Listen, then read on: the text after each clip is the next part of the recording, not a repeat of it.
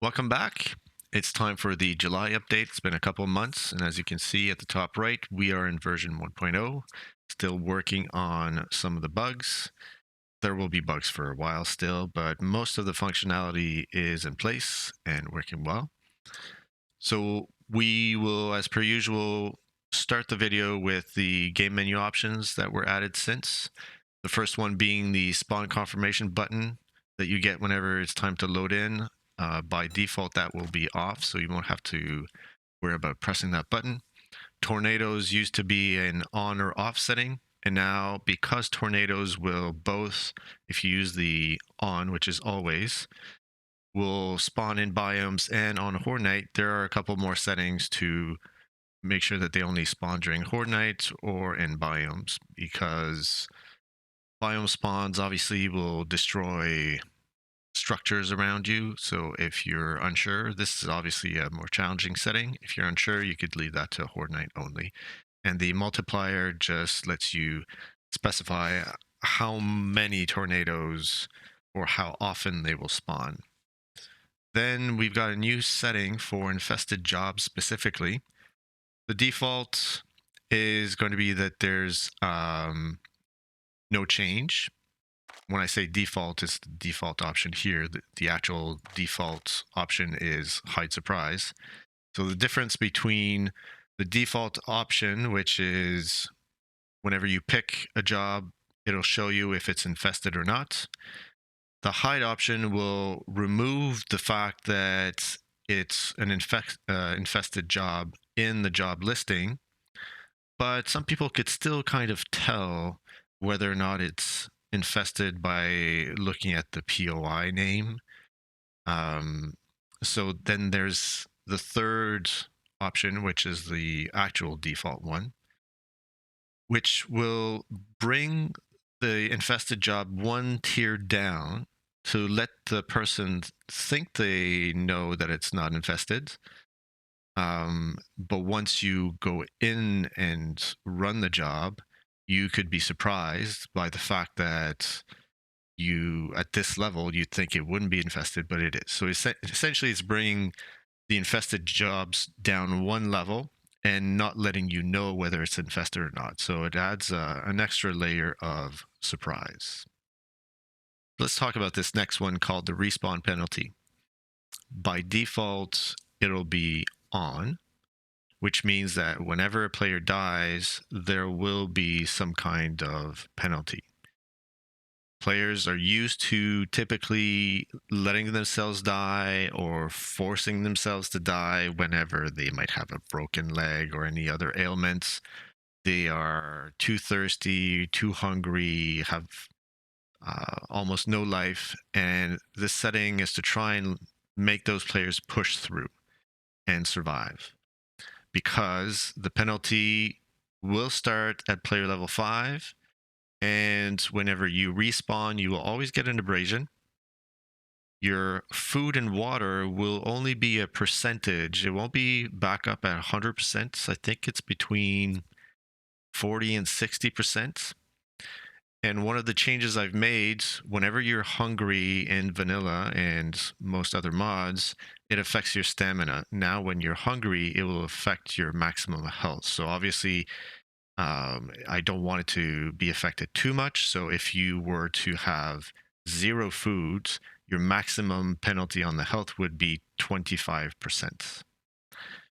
So the penalty, as I mentioned, will be an abrasion starting at player level 5, and you will get an abrasion every single time. Starting at player level 10, you get a chance at getting a sprain. And when you hit level 20, then not only do you get a chance to have a sprain, but you could also get fatigued. And when I say also, it's one or the other. You will also respawn as of player level 5. If you died from a zombie, you will get infected. So if you were killed by a normal zombie, your infection rate will start just below 5%. If you're killed by a feral, just under 10%, and irradiated below 25%. So this will push you to make use of the honey, of the antibiotics that you either find or craft. In this next set, we've got a couple of options. So one is the maximum number of screamers that can spawn at any time. So in this mod, you've got a number of mechanics, but you've got the Screamer Knights, which is just above, which can spawn a number of screamers. So this setting, I think it'll start at 3. Yeah, it'll start at 3 and go all the way up to 10. So if you were to have Screamer Knights on, it will stop spawning them once, in this case 7, are in the vicinity. If you are using a Screamer signal, it does bypass this setting so that you can have as many as you want because you are controlling this. And if it's screamers generated by the heat map, it will apply the same logic and stop the spawning once you reach this maximum screamer spawns. The next setting here would be POI risk. So what happens with Rebirth is that everything in terms of spawning, whether it's biome spawns, sleeper spawns, screamer spawns, wandering horde spawns, or horde knight spawns, it's all custom. And I kind of gate it based on the game stage, the player's game stage. And if you were to spawn in, let's say on day 1, and you want to enter a tier 5 POI in something like vanilla, it would look at your game stage. It wouldn't really change much. And so you wouldn't necessarily get super tough zombies. With POI risk, what happens is if you're a low level player and you go into a high tier or a higher tier POI than your level should be at, then it will actually spawn tougher zombies. You might encounter in a tier 5 POI on a day 1, you might encounter a number of ferals. So just keep that in mind. This is set to default as a default, and you can increase that if you wanted to have an even higher penalty, or if you want to have 0 penalty and just deal with how the POI decides to spawn these, then you can set it this way. In these last set of options, we've got the distance at which the companions and hired NPCs will seek to attack. So whenever they're in full control, by default, they'll try and stay close and only engage whenever enemies are within 10 meters of the leader. You can extend that, you can shorten it. So this is a good way to control these two. And then the last option, which is called the outbreak, has to do with wandering hordes. So I think by default, yeah, it's set to 10%. So whenever there's a wandering horde that spawns, an outbreak is essentially a wandering horde that doesn't stop. So there's a set duration here, which is an average of 3 minutes. So the normal, typical wandering hordes will spawn all of the entities, and then they'll all wander together to a given investigation point. And in the case of the outbreak, what will happen is that it will spawn the same number of entities. So let's say we've got a wandering horde, which size is about 30 zombies. If you start killing them, and it hasn't gone from the time they spawn to this average duration, if you've killed some, it will keep spawning them. So let's assume you you have a wandering horde that is identified as an outbreak because the chance has been rolled. Then for those 3 minutes, 4 minutes, 5 minutes, as many as you kill, the spawner will keep respawning them and they will keep coming towards you. So it makes for an interesting challenge. And in terms of the restriction, what happens is if you were to have an outbreak in your game stage 300, you're going to get a whole bunch of radiated zombies that every time you kill some, a bunch more spawn. So the restriction essentially says that if it's kept high, you will go up to radiant zombies. But if you want to, you can restrict that and say, you know what, I want to max for an outbreak, have feral zombies, or I only want normal zombies. And once you experience this, you'll see that it's not necessarily easy to handle once you have them, but it is a lot of fun. Right, so enough of the game menu stuff. Now it's time to dive into some examples. And I don't trust Spore. It's Coyote. So the first thing I want you to pay attention to is this part here, which is new. And what it does is show you the progression towards your job completion. The fun pimps have this here, which is based on the number of points. So if you're at tier 2, then this will be out of 30. I wanted this to be showing the number of jobs you've completed towards the total number of jobs for that tier. So if you get to tier 2, then it will also be out of 10.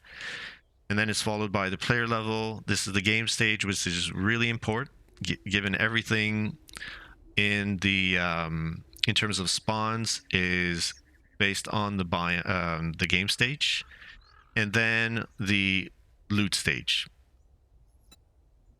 The other thing that I've done is I've kind of normalized the zombie speed. So if you remember, when you go into misery, the zombies not only get speed bursts, but they also get faster and faster. And in some cases, it would get a little too fast. It would zoom by you, or you wouldn't be able to run away fast enough. So I've capped their top speeds, so that won't happen. But at the same time, I've also reduced their base speeds so that you can feel the slow increase in their speed as they progress, or as you progress through natural selection and ascension. And I've also done one thing in the game menu, the default vanilla options. You've got a nighttime speed, and it'll say like jog, walk, run, whatever it is, and then you've got nightmare.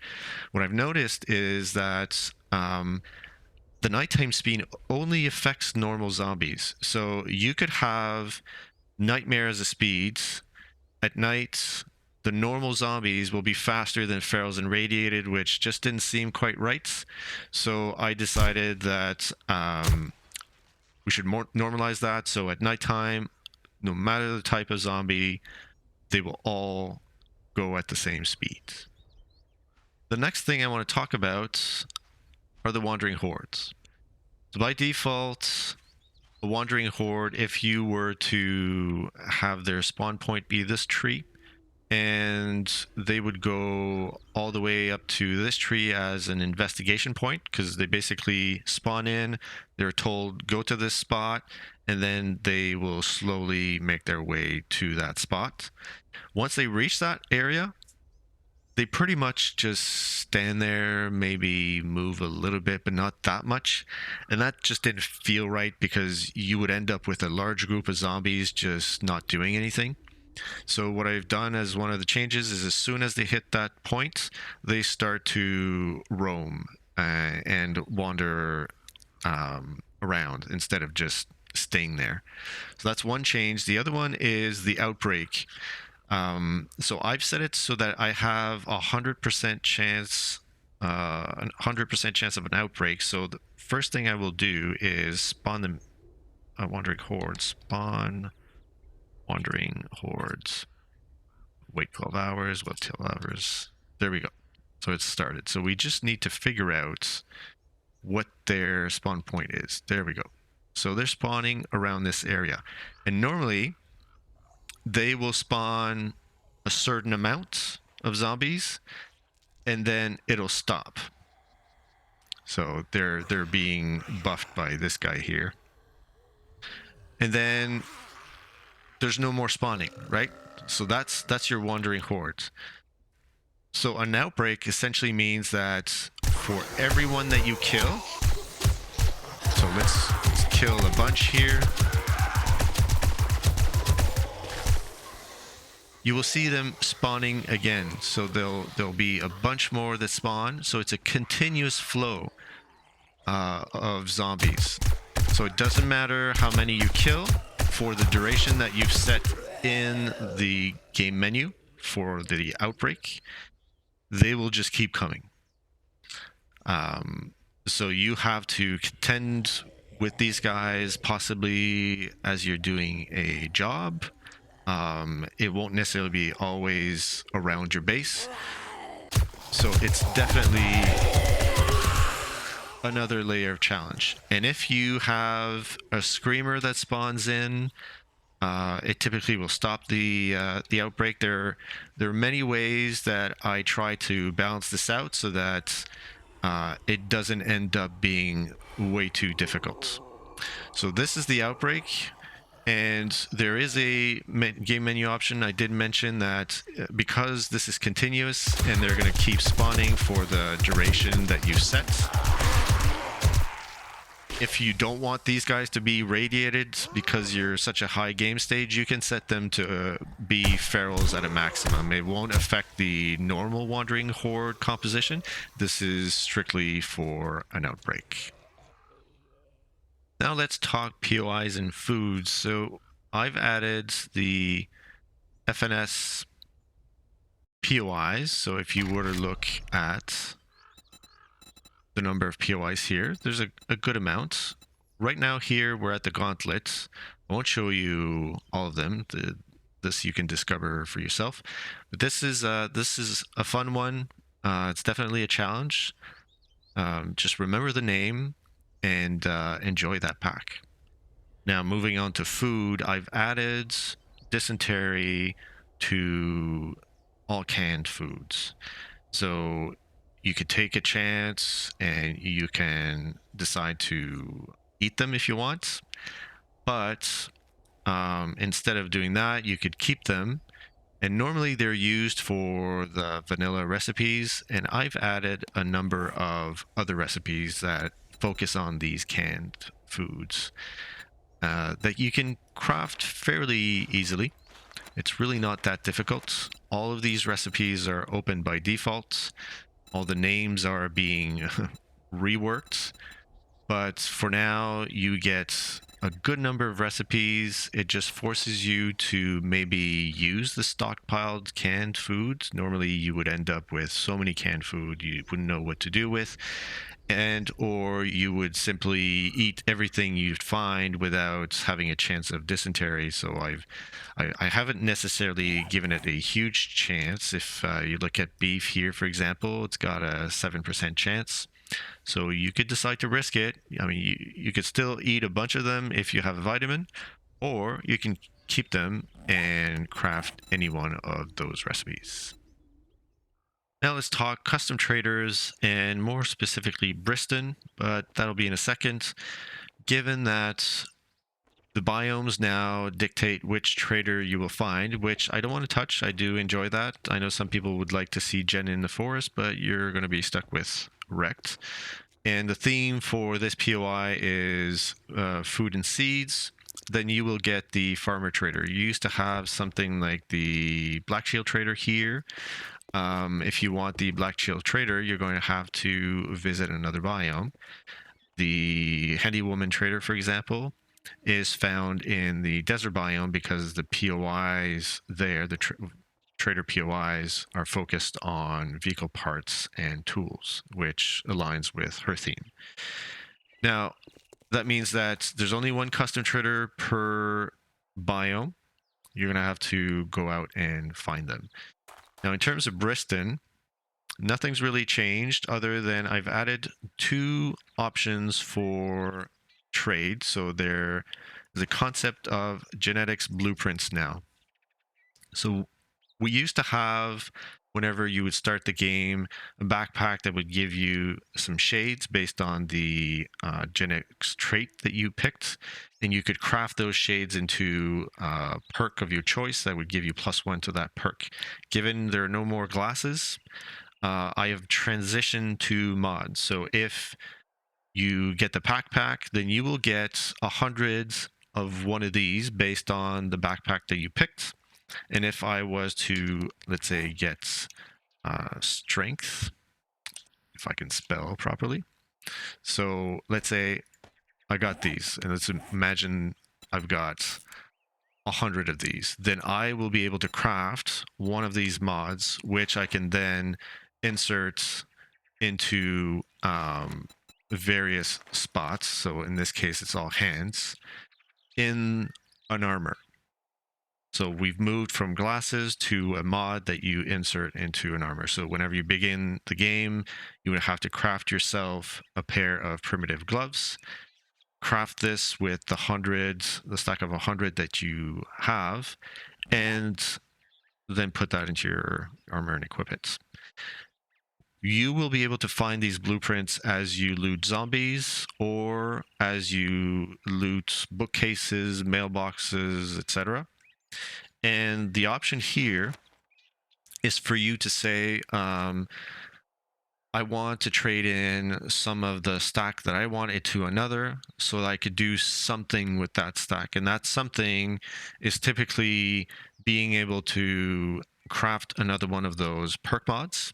Now, if I have, let's grab the sexy T-Rex, I can only have one strength mod. So I couldn't craft another strength mod and benefit from that. I would have to focus on dexterity, intelligence, etc. So dexterity will be in the feet, strength will be in the hands, constitution in the body, and intelligence and charisma in the heads. The other thing you can do with these blueprints is you can't do it here, but you've got the second option. So you can trade these blueprints for DNA boosts. Now, you need to have the right kind of blueprints. So that's where if you want a dexterity DNA boost and you've only got strength, then you would go here and say, I want some dexterity. The exchange rates is just like for ammo is going to change the higher bartering skill. So we've exchanged those, then I can go here and say I want some dexterity boosts, and obviously pick how many you want. Let's say 8, and then you've got that 8, 7. I can't remember. Anyway, and then you can use those as you see fit. It's a good way as you accumulate them to either further your genetic traits or to build one of these mods. And when you look at these mods, there are recipes where if you were to use one of each of the perk mods, so one of each of these, you can get yourself a strength mod. And what the strength mod does, it gives you, little typo here, it gives you +1 to each of the perks within the strength line. And then if you were to, and let's get ourselves a strength here to just show it. If you look at the strength one, you could accumulate one of each to get yourself this mod, which will give you +1 to essentially all of the perks that you see here. So it's something to shoot for. Last area I want to talk about is armor and their associated mods. So you'll get what I mean in a few seconds. I decided to not keep the system that vanilla has in place, whereby you have armor that will grant you specific skills, etc. I feel in some cases it forces you into wearing a specific set and having to switch every time you want something special. And so I've kind of decoupled the skills from the armor. And if you were to look at the crafting, you'll start with primitive, and then there are sets of armor that you will be able to craft as you go up. And if you look at each set, if you were to take, let's say, the nerd. So the nerd's outfit has these 4 pieces, and in vanilla they're essentially categorized as heavy armor. And when I look at this, I see a baseball cap or whatever that is, some kind of cap. That doesn't seem like it offers much in terms of protection. So in terms of this armor, I've categorized it as light. This here doesn't feel like it protects that much, so I left it at medium. The gloves here do look like they give quite a bit of protection, so I left those as heavy. And then the boots I put as medium. That is an armor that you would be able to craft once you hit this area here, which is medium. I think I'm going to rename these categories, but essentially you get the drift. And so I've gone with how they look rather than how they were categorized in vanilla. So you wouldn't get a full outfit necessarily being all light or all heavy. It depends on the pieces that you are wearing. And those pieces no longer give you skills. You essentially will get a number of mod slots. You will get some cold and heat resist that is specific to the piece based on, again, what it looks. If you've got a lumberjack cap, I don't know what exactly they're wearing. It looks really, really warm, so it will give you a lot of cold resist, not much in terms of heat resist. So if you were to settle in the desert, that would not be the best thing to wear. So instead of going with whatever vanilla has right now, and I know they're working on their weather system, so it's probably something they didn't really worry about, but cold and heat resist for every single piece, no matter the piece, is 20. So I went in and made sure that it was customized based on their appearance.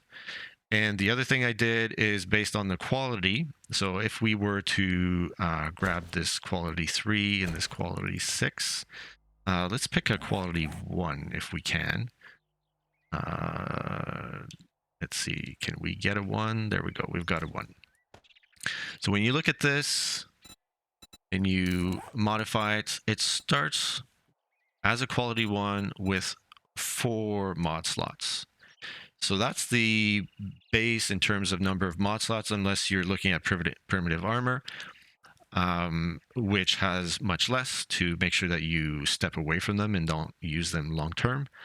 And then it goes up by, I think it's 1 every tier. So this one has 4. This one should have 7. Is it 1, 2, 3, 4, 5, 6?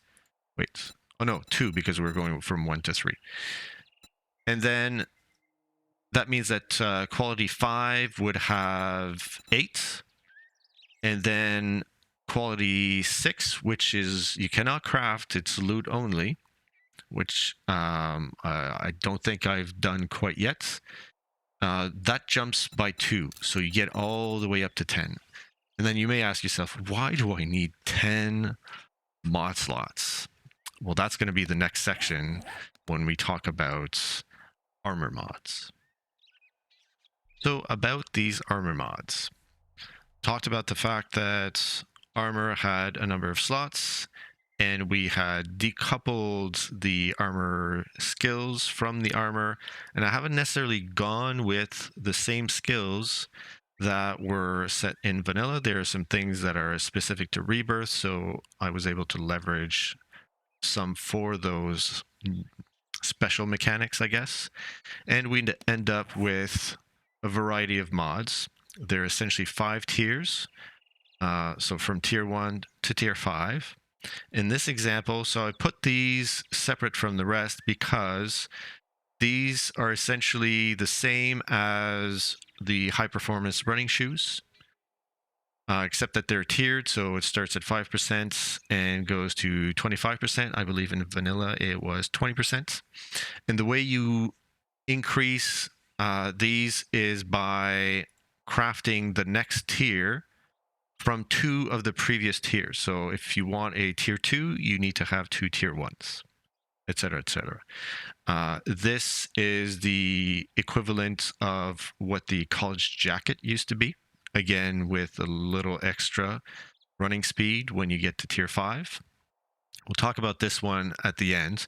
And then I've essentially created mods with a common, uncommon, and rare set of rarity.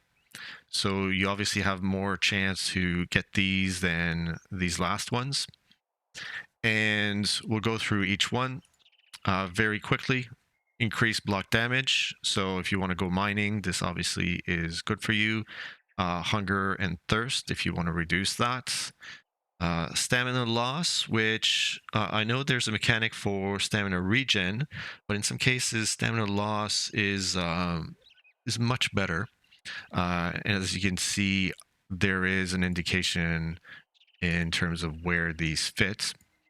Stun resistance, knockdown resistance might not feel like it's important because in vanilla you basically don't get knocked down, but in Rebirth you can get knocked down by explosive immune zombies. You can get knocked down by bandits if they use their rifle butt on you.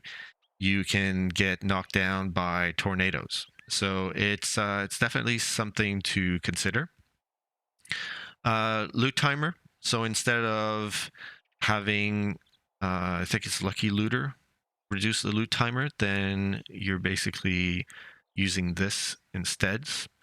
The health assessment is the ability for you to look at an entity's health to see the health bar.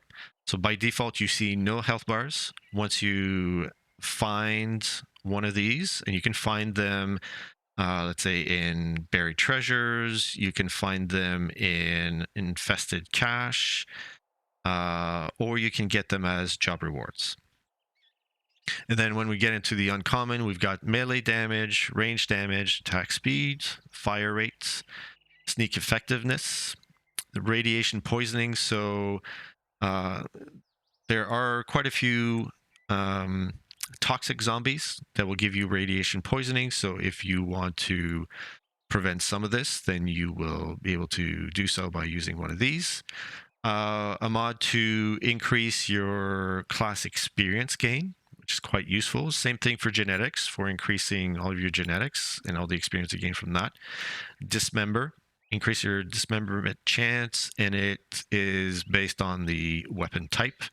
And this becomes really important combined with Rampage. And we could talk about that right now. So Rampage used to occur when you would dismember, I think it's the heads, in a certain amount of time. You dismember 3, then you would trigger Rampage. You can trigger Rampage by using a Twinkie, but now the only way to actually trigger Rampage is to be able to have this equipped.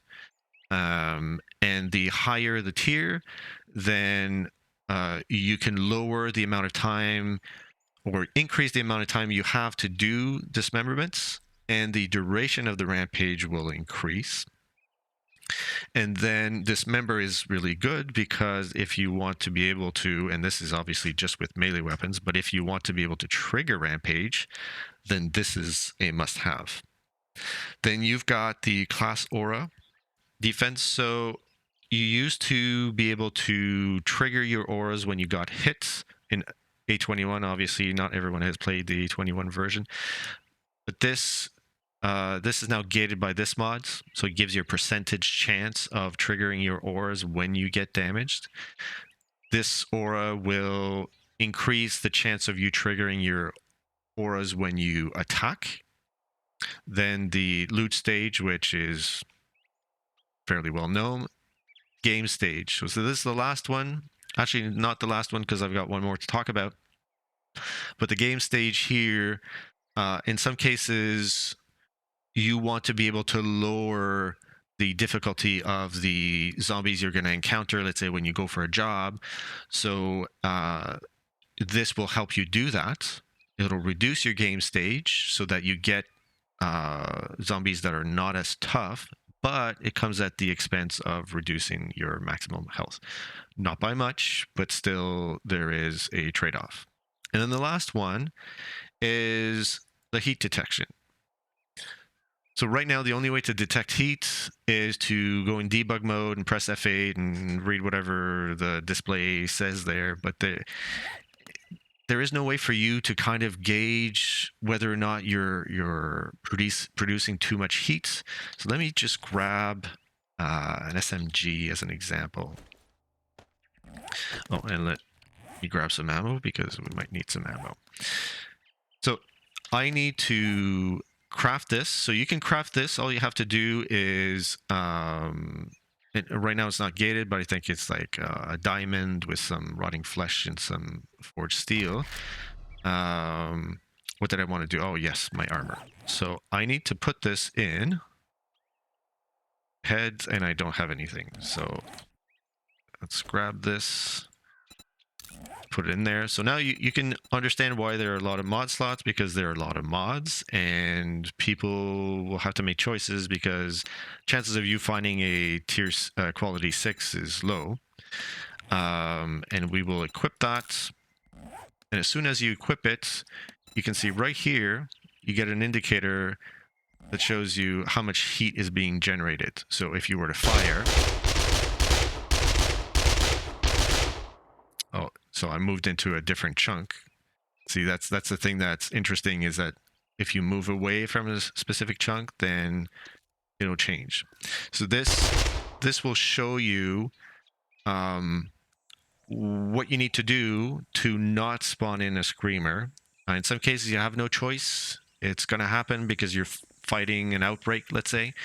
But in other cases, you might want to make sure that you are managing just how bad this is. Now, it goes up fairly quickly. You look at this, it's quite fast. So let's unload 30 here. So we're already at 36 or something. So what happens is that if I was to, Madman is associated with the SMG. So I think it went up by something like 17% with 30. So we're at 32.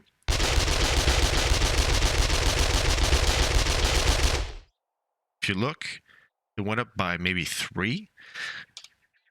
So the idea here is that if you are using your class weapon, or a class weapon that is associated with an active class, so right now I'm a madman, so that's active, but if I had, let's say, a hunter that was level 6, then because it reached level 6 and I switched to madman, my hunter's still active. So I could use a sniper rifle and the heat wouldn't go as high because it is a class weapon for a class that is active.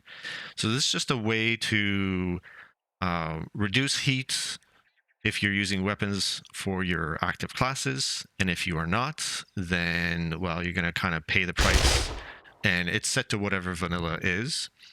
And if you have this mod, well, you can better manage this to make sure that you don't end up calling screamers. And if I was to, let's just grab some pipe bombs just to show as an example. If you don't know just how bad it would be, like this will be what, 5?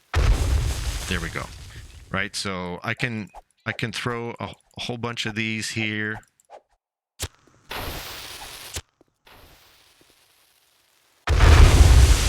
I'm already up to 83. Did you guys know that that was a thing? Maybe you guys did, but if I did that and I went to all of a sudden to 100,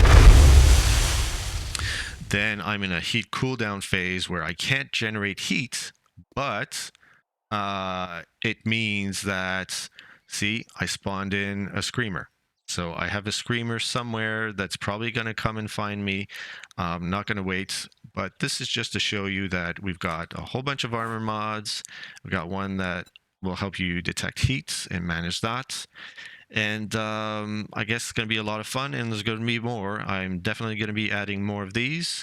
hence the amount of mod slots. I'm still obviously doing a lot of work in terms of other areas such as the challenges. There's nothing here because I basically wiped it all out, and I'm going to start from scratch and create challenges that are useful and that are tied in with the mods, the theme of the mods. And then there's our screamer. And yeah, I'll keep working on this. It's fully functional. It works pretty well. But there are still some bugs, and every time there's a new release before stable, as long as we're in experimental, it kind of breaks the mod and I have to fix it all over again. So it's going to be a while until I can put something that's public. I know there's still a no hit bug. I'm kind of warming up to the idea of doing a release with it still being there. I don't like it, but I also don't want to keep this in development stage forever. But I think this will close us out, and I will see you in the next one.